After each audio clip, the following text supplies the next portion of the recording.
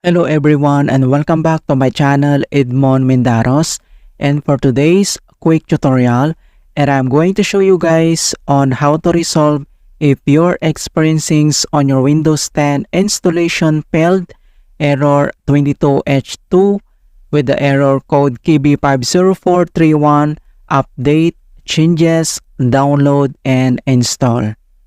So Windows 10 KB5043131 is a patch that aims to address issues and introduce several improvements contained like Start Menu, IE Mode, Media Playback, Microsoft Entra Single Sign-On, Country and Operator Settings Asset, File Explorer, and Taskbar.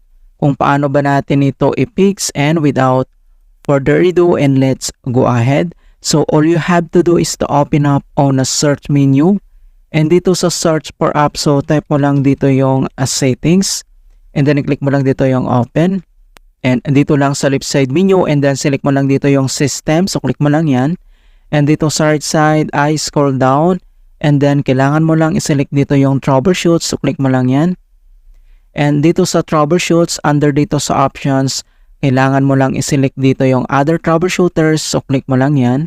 And dito sa other troubleshooters, under dito sa most frequent ay kailangan mo lang i-select dito yung Windows Update, and dito lang sa right side makikita mo dito yung Run, so click mo lang yan. And wait natin na ma-complete yung detecting problems, initializing, and diagnostic process. Okay, so makikita mo na dito na troubleshooting has completed. Alright, so close lang natin yan, and other solutions we will do is to open up again on a search menu. And dito sa search for app, so type mo lang dito yung CMD, or ito yung tinatawag na command prompt, and then kailangan mo lang mag right click and select mo lang dito yung run as administrator. If you receive user account control, and then i-click mo lang dito yung yes. And dito sa administrator command prompt ay kailangan lang natin i-enter yung command keyword na dsm space / online space / cleanup - image space / restore health. So copy lang natin yan, and then dito lang sa taas ay kailangan mo lang mag right click and select mo lang dito yung edit, and then click mo lang dito yung paste, or pwede mong gamitin yung keyboard shortcut na Ctrl+B. So click mo lang yan, and then press mo lang yung enter, and makikita mo na dito na deployment, image, servicings, and management tool.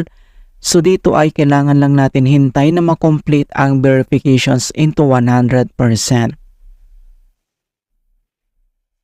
And the restore operations completed successfully. And the next command keyword na kailangan natin i-enter ay type mo lang yung command keyword na sfc space / scan now. So in all small letter lahat, and then yung /scan now ay one word yan, and then press mo lang yung enter. And makikita mo na dito na beginning system scan.